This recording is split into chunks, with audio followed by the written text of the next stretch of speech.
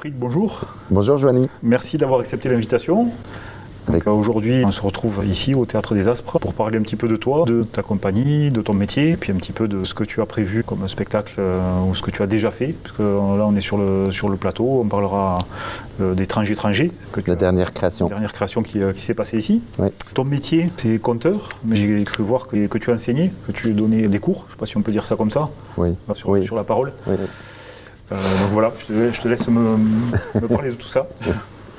Alors c'est vrai qu'en ce moment avec le contexte, les cours ont pris vraiment le dessus, donc c'est intéressant de faire, pour moi, de faire ce va-et-vient entre le cours et la création, parce qu'il y a un rapport de conceptualiser,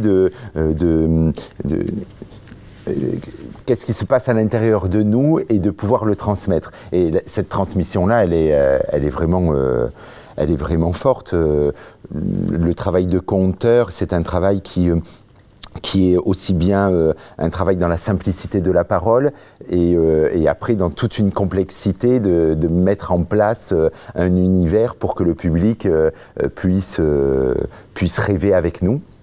Et donc le panel de l'enseignement par rapport à ça va vraiment du débutant ou des personnes qui utilisent cet outil du conte dans la petite enfance, par exemple à l'université en ce moment, ou pour des personnes dans les institutions comme les éducateurs pour voir que le conte est un cadre dans lequel on peut s'épanouir. C'est vrai que j'ai la discipline de travailler le conte comme objet thérapeutique aussi, c'est-à-dire pas que comme création, mais de l'utiliser dans des institutions où il va y avoir un public qui va être empêché, comme des personnes âgées, donc de la fin de vie jusqu'à de l'handicap ou des enfants polyhandicapés. Voilà, donc c'est là dans ce cadre-là, je suis vraiment autre chose que dans la création, mais là, bon, je suis quand même dans un très beau théâtre. Et Joanie, je suis toujours fier de venir. Je me dis, mais quelle chance j'ai. Je me sens vraiment très chanceux d'être posé dans un théâtre. Et j'ai plutôt envie de parler de mes créations, et notamment de Étranger, la dernière création qu'on a faite.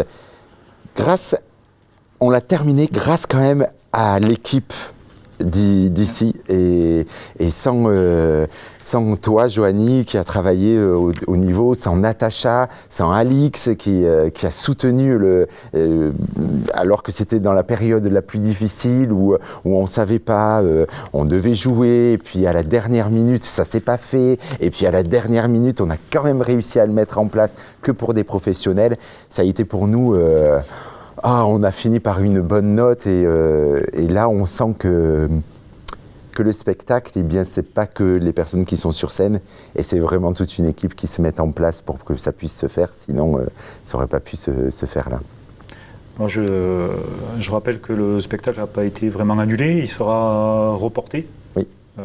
Donc c'est rendez-vous l'an prochain pour oui. le voir en vrai avec du public. Oui. Mais et au moins un scolaire. Oui. Oui. Parce qu'on n'a pas pu faire non plus les scolaires. On devait. Oui, ça.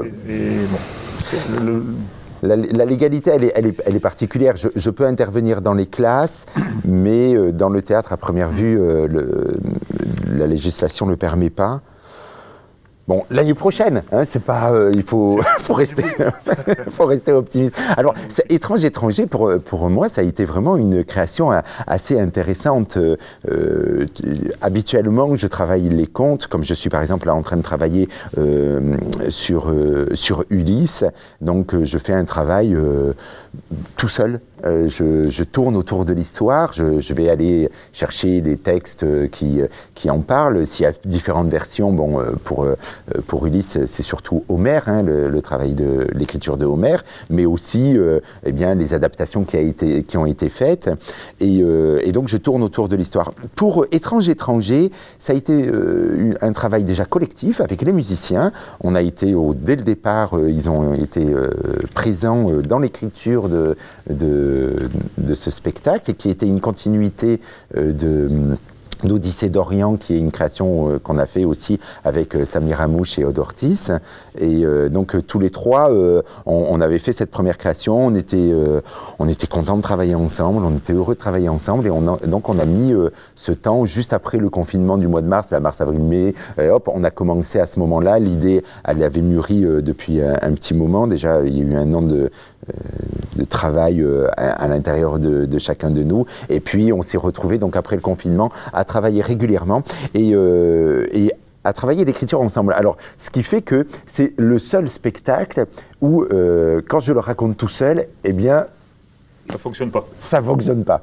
Il y a vraiment, on sent bien que la poésie qu'apporte le chant avec Aude et Samir et l'instrument de Samir, cette poésie n'a pas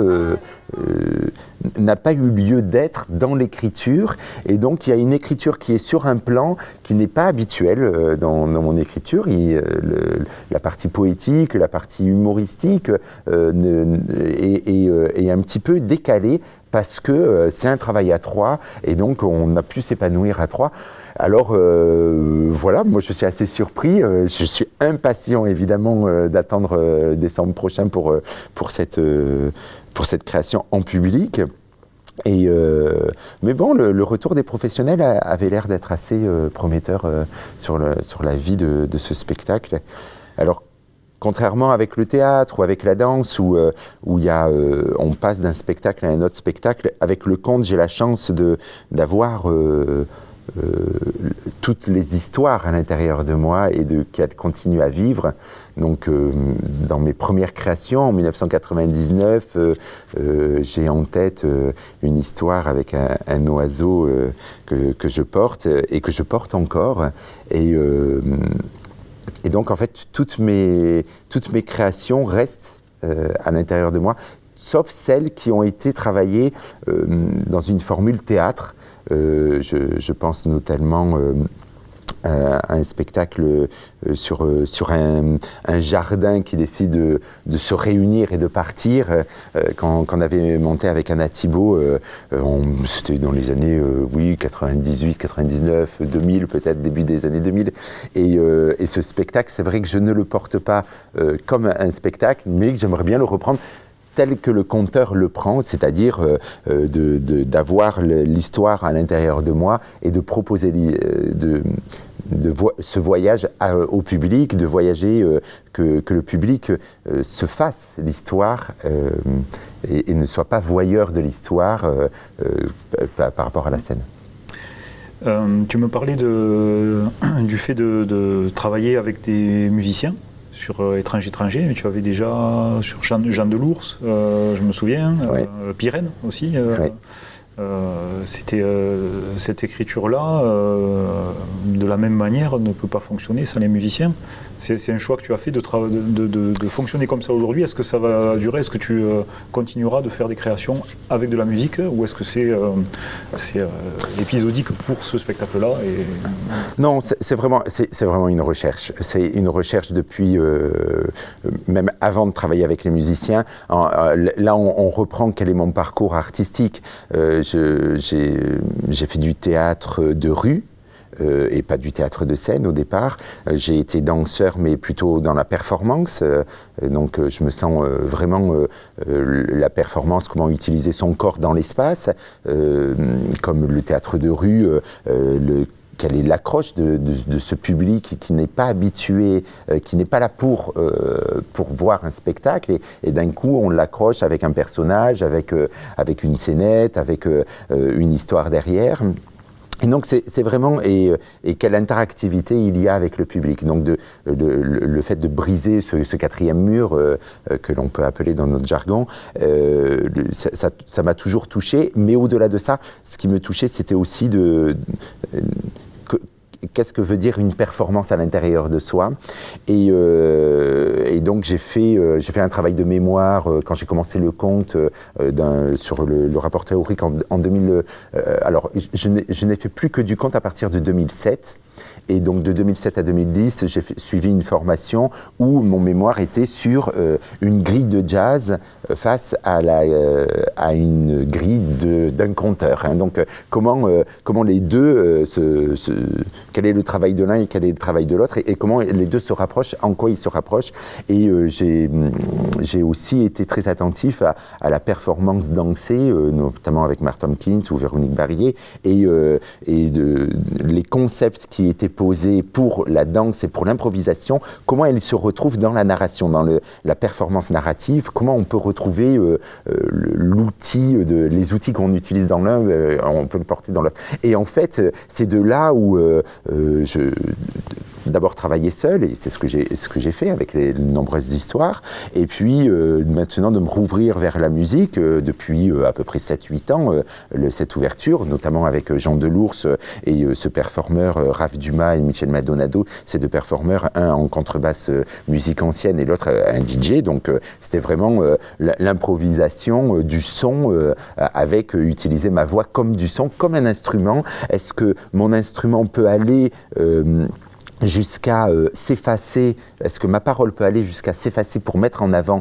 un autre instrument comme dans une improvisation de jazz free et que ça envahit l'un l'autre, et qu'est-ce qui est acceptable pour le public par rapport à ça, c'est-à-dire c'est vrai qu'on a tendance à apprécier que tous les mots soient compris en tant que public, et à un moment donné donc je joue avec cette musicalité des mots, avec la répétition des mots pour que ça puisse passer de l'autre côté.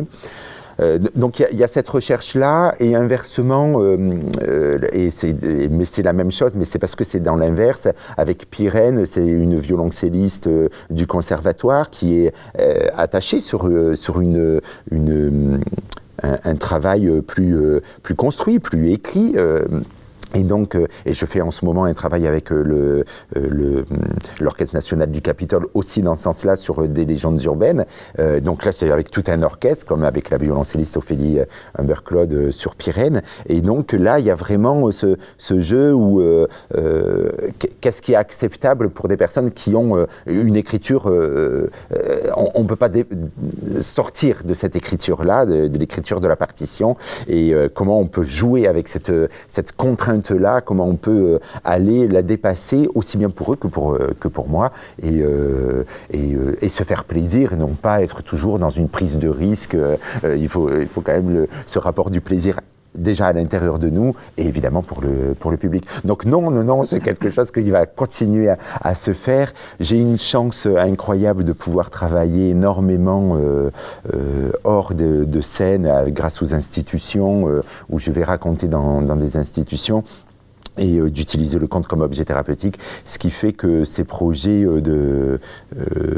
avec les musiciens peut être un travail beaucoup plus pointu dans la recherche, et ne pas être dans une exigence de survie de notre profession, de ma profession. Quand tu travailles avec les institutions, c'est sous quelle forme? Tu fais des spectacles, tu arrives à produire des spectacles au sein des institutions, ou c'est plutôt sous forme de rencontres avec les résidents Eh bien, Joanie, les deux. Alors, pourquoi je pense que quand je suis sur scène, c'est de la rencontre avec le public, contrairement peut-être à d'autres spectacles. On dit que le conte met en animation, parce que le public, il doit faire le travail de créer ces images mentales. Et donc, à partir de ce moment-là, j'ai une proximité avec le public qui est différente différente d'une autre forme de spectacle. Et en cela, donc, ce rapprochement, il est déjà sur scène, et en même temps, je fais du spectacle quand je suis en institution. Moi, je dis toujours, je raconte de la même façon.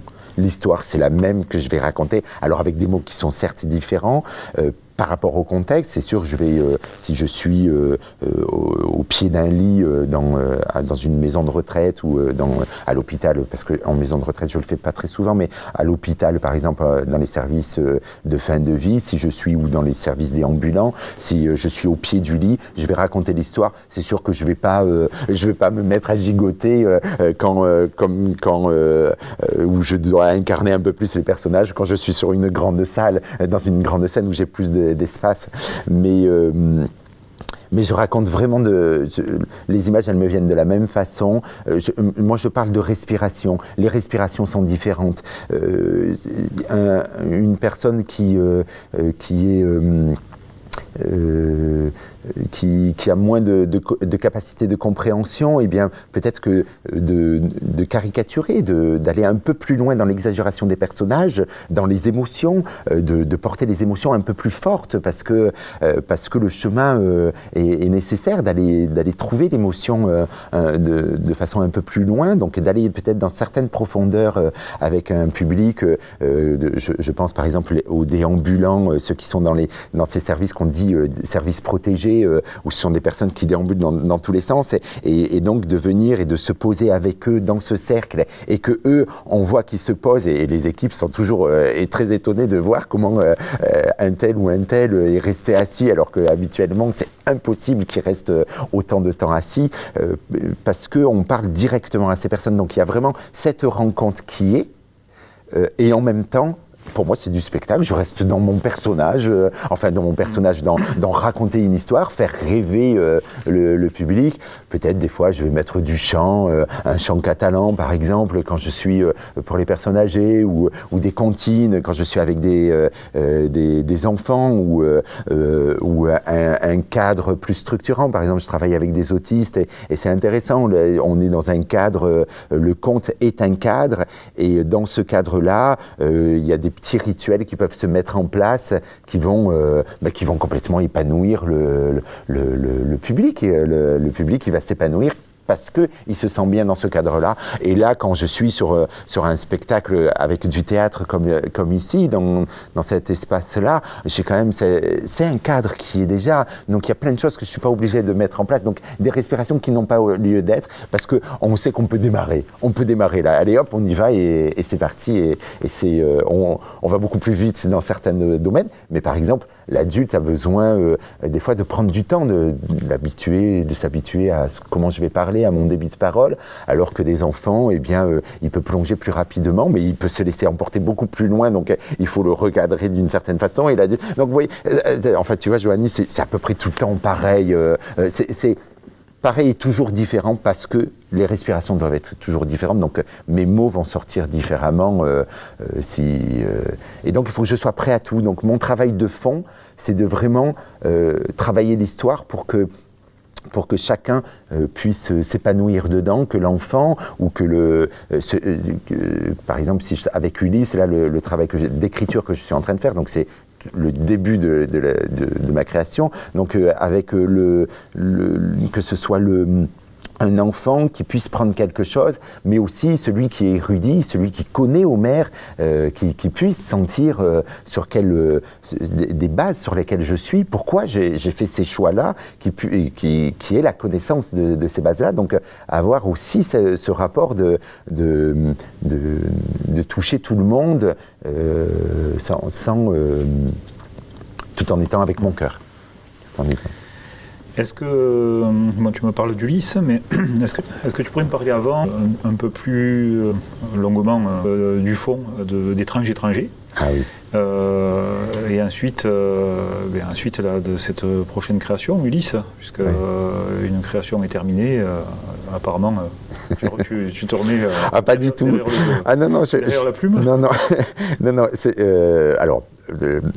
Pour finir avec Ulysse, en fait, j'ai été pris par une envie d'écriture, et je pense que c'est Étranger qui m'a soutenu ça. Et donc j'ai réfréné presque mon travail d'écriture sur une partie de la création d'Étranger, et maintenant je galope parce que je l'avais en moi. Mais je suis pas du tout à faire une nouvelle création. Si je prends Jean Delours, ça a mis 7 ans avant d'émerger. étranger. Oui. Donc, non, étranger est beaucoup plus important, je pense, et notamment ici, puisque la création va se jouer, et c'est notre première date de création pour l'année prochaine. Et donc, c'est une création qui est née avec Samir et Aude Ortiz, toujours sur ce questionnement de l'étranger sous de nombreuses formes. Donc l'étranger dans son pays, et on commence comme ça avec une communauté gitane qui se sent des fois rejetée dans certains contextes, et pourtant qui sont à Perpignan là depuis plus de 300 ans. Donc, l'étranger qui arrive, celui qui est sans papier, celui qui est à la recherche d'un nouvel endroit, d'une nouvelle maison dans lequel il puisse s'installer, d'un nouveau cosmos dans lequel il puisse s'épanouir, et de ne pas oublier son ancien chez lui, qui est aussi son socle.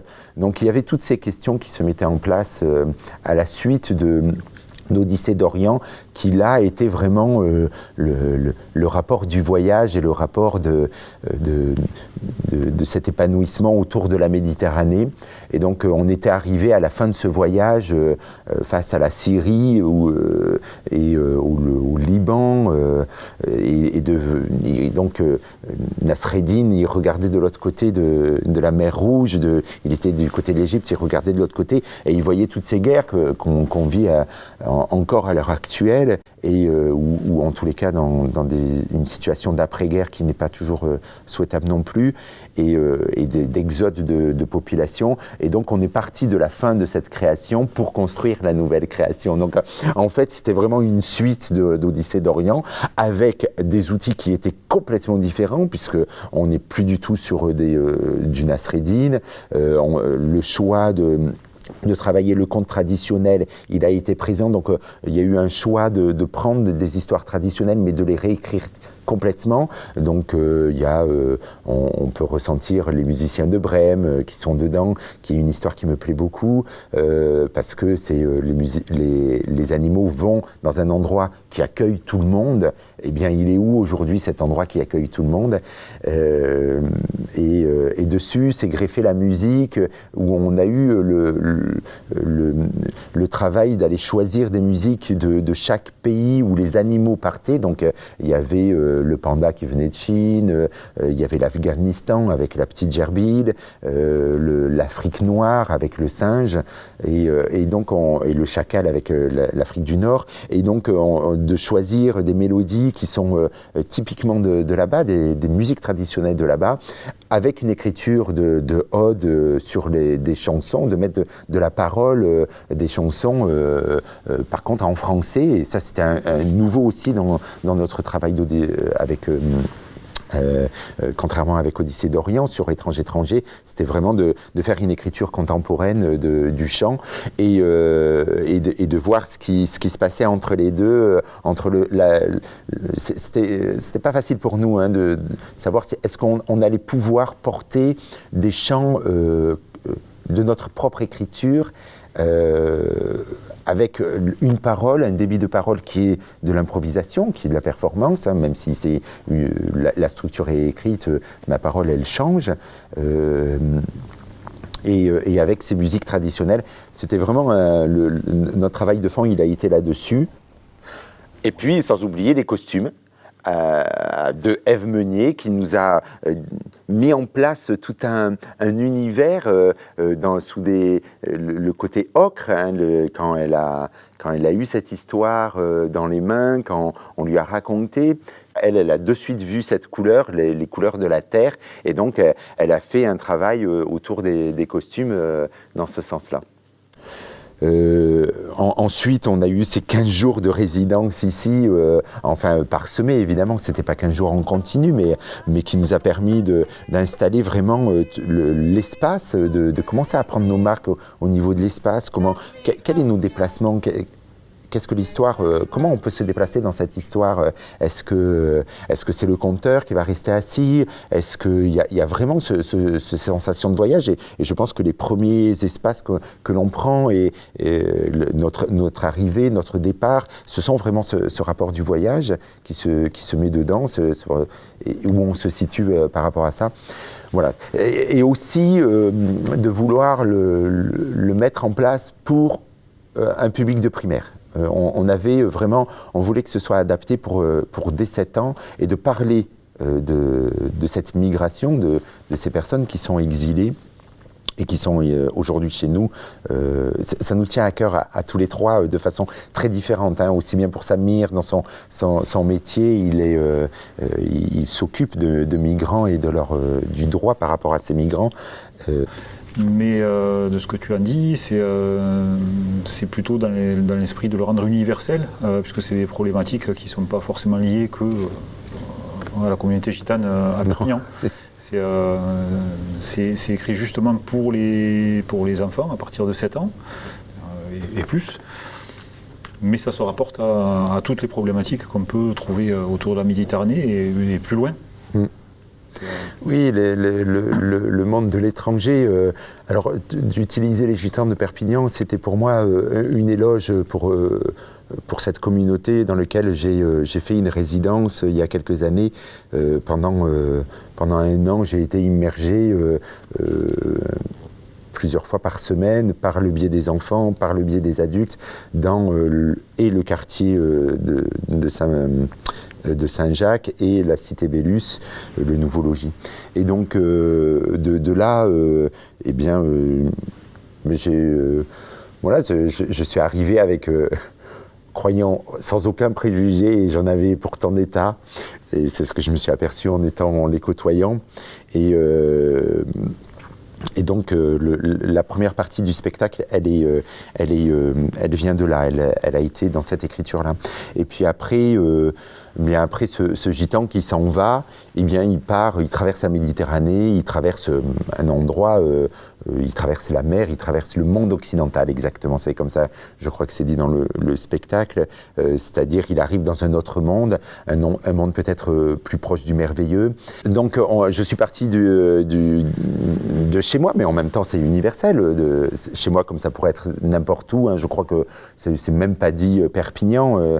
Tout ça, ça a été effacé de la parole. C'est vraiment une communauté qui et le jeune qui va partir parce que le cadre dans lequel il n'arrive pas à s'épanouir dedans. Donc il s'en va et il rencontre un personnage complètement féerique, une fleur, dans lequel une histoire se crée.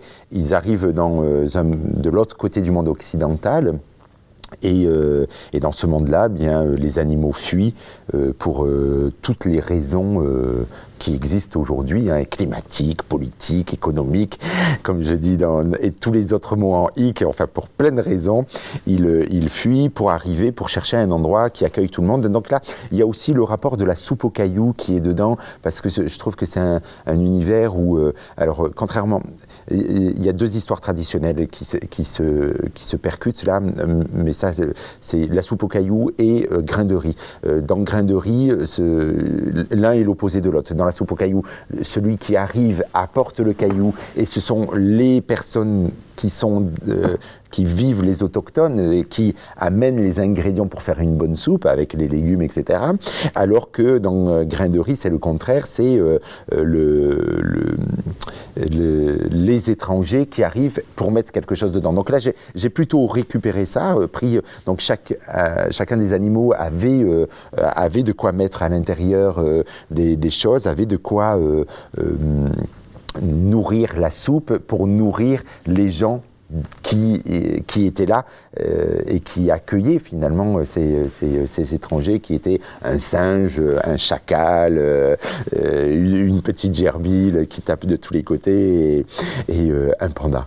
Donc voilà, en fait j'ai joué, hein, il y avait un jeu comme ça qui part. Et c'est vrai que le conte fait ça, de l'universel vers le singulier. Hein, c'est la limite du conte, on dit souvent, c'est le collectage, parce que donc moi j'ai hâte de faire des collectages, toujours, je me régale d'en faire. Et je vais en faire là dans la vallée de la Glie prochainement, on attend que le Covid s'arrête.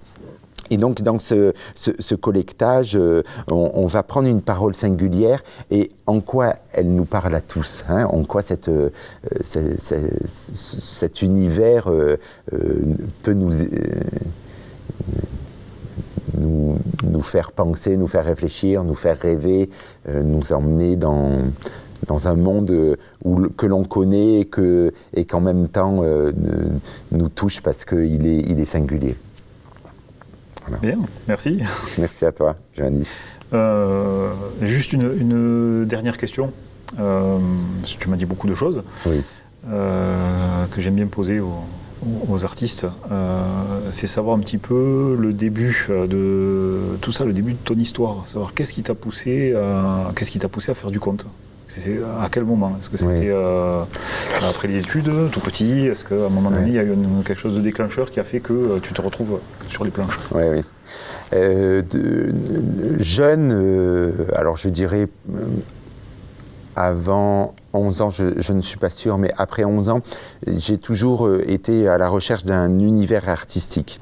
Et sans le trouver, à chaque fois me ramenant vers la peinture, le dessin, et ne trouvant pas mon épanouissement là-dedans, c'est que en arrivant dans les Pyrénées-Orientales, donc en 94-95, où j'ai découvert mon monde artistique, qui était l'improvisation dans le théâtre de rue.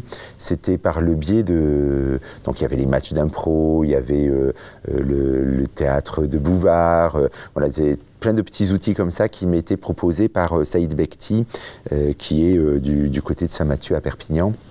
Et là, de suite, j'ai trouvé. Et donc, je me suis mis dedans avec énormément de moyens. J'ai mis énormément de moyens dedans, c'est-à-dire je me suis énormément investi dedans. Je travaillais à côté et tous les jours, toute la journée, dès que je pouvais, j'avais ce théâtre qui me portait. Et en parallèle, je pense l'année suivante, en 96, je suis parti dans la danse avec Véronique Barrier et la performance dansée. Et donc là aussi, de suite, j'en ai fait beaucoup. Je faisais tous les jours, je faisais de la danse. Hein. C'était au moins 2 heures par jour de danse. Peut-être pas le dimanche, mais les autres temps, oui, ils y étaient. Et de là... Bien, ces 2 matières-là, elles étaient intéressantes pour moi. Il y en avait une qui était très populaire, comme le théâtre de rue, et une autre qui était un peu plus élitiste, bien que Véronique Barrier a une véritable relation avec le rapport populaire et le rapport accessible à tous, hein, que ce soit des personnes qui viennent dans un théâtre, qui ont la chance de venir dans un théâtre, ou des personnes qui sont dans les quartiers. Et le conte est arrivé à ce moment-là dans ce rapport de qu'est-ce qu'on fait avec cette parole, qu'est-ce qu'on fait avec cette performance de parole. Et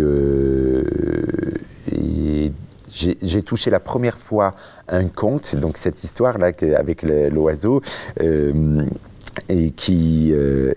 le public, j'ai senti autre chose que le théâtre et la danse.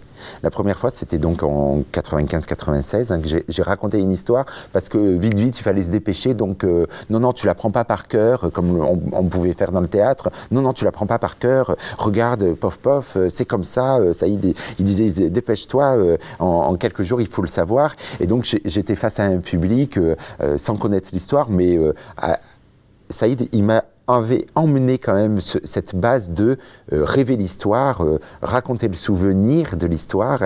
Et donc j'ai raconté ce souvenir et j'ai vu dans le public autre chose, c'est-à-dire un public qui se mettait en action pour pouvoir rêver l'histoire. J'ai dit, mais ça, c'est extraordinaire. C'est un moment, on ne le touche pas du tout dans le théâtre, on ne le touche pas dans le clown non plus. Pourtant, le clown a ce rapport avec le public. Dans la danse, absolument pas. Et j'étais là, et donc j'ai commencé à m'intéresser à la matière du conte, d'abord de façon très théorique, en lisant énormément de mythes, en me nourrissant d'abord, et puis après, j'étais dans cette limite, un spectacle enfant, et à des moments il y avait des petites parties comptées, et puis hop, je revenais vers le théâtre, et puis pour en 2007 ne faire plus que ça, et ne plus avoir le choix. J'ai eu la chance d'avoir dans mon association Parole à part, là, qui est sur Thuir, cette chance d'avoir quelqu'un qui m'a soutenu, parce que d'un coup en 2007, je ne pouvais plus faire ni théâtre ni danse. À l'intérieur de moi, il fallait vraiment que cette bascule se fasse, qui mettait en péril l'ensemble de ma profession. Donc je suis allé voir chaque personne avec qui je travaillais, chaque institution avec qui je travaillais, les lieux dans lesquels je me produisais, où je formais des personnes aussi, pour leur dire, voilà, là je suis face à un mur, et le mur il est là, donc soit on me suit, soit on ne me suit pas, et une bibliothécaire de Bages a fait le choix, qui est une artiste aussi, a fait le choix de me dire, voilà, j'ai travaillé l'année dernière avec une conteuse, ça fait 3 ans que je travaille avec elle, et bien je voudrais que pendant 3 ans tu travailles avec moi, et pendant 3 ans, tous les mois, tu proposes un répertoire, un spectacle, tous les mois pendant 3 ans, et donc elle m'avait dit ça 1 an avant, elle avait vu un de mes premiers spectacles, celui que je disais juste avant, là, et j'ai dit allons-y, et donc j'ai construit totalement mon répertoire là-dessus, donc 180 histoires, un travail titanesque qui s'est mis en place à vouloir, alors bon, je savais que j'avais 3 ans, donc je me suis après, une fois que j'avais étalé tout ce que je voulais mettre en place, je me suis reconcentré sur la première année, il fallait que ça aille vite, donc évidemment il y avait des choses qui n'étaient pas complètement ancrées en moi, des histoires qui n'étaient pas complètement ancrées en moi. C'est la différence que je vais dire entre raconter et conter. Mes histoires, elles n'étaient pas forcément aussi fortes, mais là, bien, j'ai dit allons-y, quoi. Et donc, j'ai construit mon répertoire pour enfants comme ça. Et au bout de 3 ans, bien, je me suis dit, mais là, c'est quelque chose d'extraordinaire. En même temps, je me suis formé de façon très théorique au CMLO, Centre Méditerranéen à l'Est de la littérature orale. Et j'ai dit, mais je veux faire la même chose pour adultes, parce que moi, je suis un adulte, je n'ai pas que l'univers des enfants à l'intérieur de moi. Et donc, j'ai fait une proposition comme ça dans des institutions, comme à l'hôpital, où je leur proposais de venir raconter de façon régulière, tels des cycles de contes, avec un répertoire adulte. Et donc j'ai remis en place ce travail titanesque, mais en même temps, je suis peut-être un petit peu maso de vouloir faire ce genre de choses. Et hop, je suis reparti pour un gros répertoire pour adultes. J'ai fini ce travail-là dans les années 2012 et depuis, eh bien, je fais un travail qui est complètement différent. Le travail avec les musiciens qui a démarré à ce moment-là, en 2012, avec le Jean Delours, un travail avec Jean Delours, mais avec d'autres musiciens qui se sont enchaînés par la suite, et un travail prendre un spectacle et le peaufiner pour qu'il soit sur scène, non pas qu'il ait ce jeu où les organisateurs attendent quelque chose d'un conteur qui est sur scène, que je ne donnais pas forcément, que je ne mettais pas forcément en place dans mes créations, et que j'ai commencé à mettre en place à partir de 2012. Voilà mon parcours. Bien, Wilfried, merci encore d'être venu. J'espère qu'on se reverra bientôt. Oui. Je te reverrai bientôt ici, là, sur les planches, ou dans d'autres lieux. Oui. Qu'on puisse faire notre métier ensemble. Et qu'on puisse faire notre métier ensemble. Merci beaucoup, Joanie, de m'avoir invité. Merci à toute l'équipe qui soutient ce théâtre. Bien. À bientôt. À bientôt.